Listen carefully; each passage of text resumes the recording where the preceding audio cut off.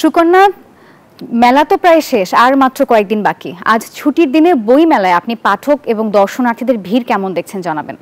সকাল থেকেই তো অমর একুশে গ্রন্থমেলার সরারদি উদ্যান প্রাঙ্গণ একদম ভরে গিয়েছে শিশু কিশোরদের মিলন মেলায়, এবং এই বাবা মায়ের হাত ধরে কিন্তু তারা বিভিন্ন স্টল ঘুরেছে, দেখেছে বই এবং পছন্দের বইগুলো সংগ্রহ করেছে। তো মেলায় ঘুরতে ঘুরতে ক্ষুদে লেখকদের সঙ্গেও আমার একটু পরিচয় হলো, কথা বলছিলাম তাদের লেখা দুটো বই।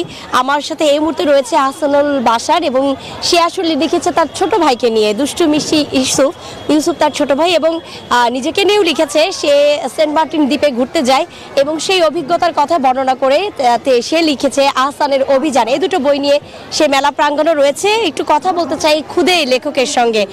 দুটো বই প্রকাশ করে কেমন লাগছে?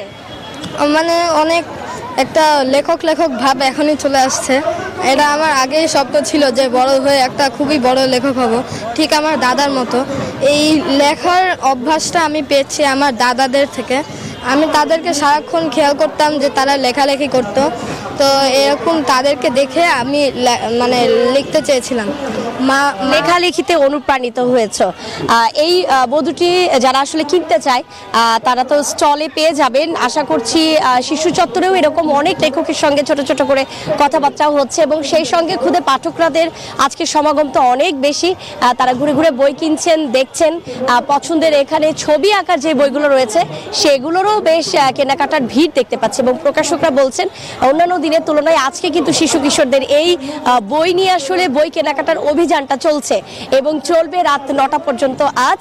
এবং সারাদিন মিলিয়ে তো নতুন নতুন বই প্রকাশিত হচ্ছে, এবং খুদে পাঠক খুদে লেখকের সঙ্গে সঙ্গে বড়রাও আসছেন এবং পছন্দের বইগুলো সংগ্রহ করছেন।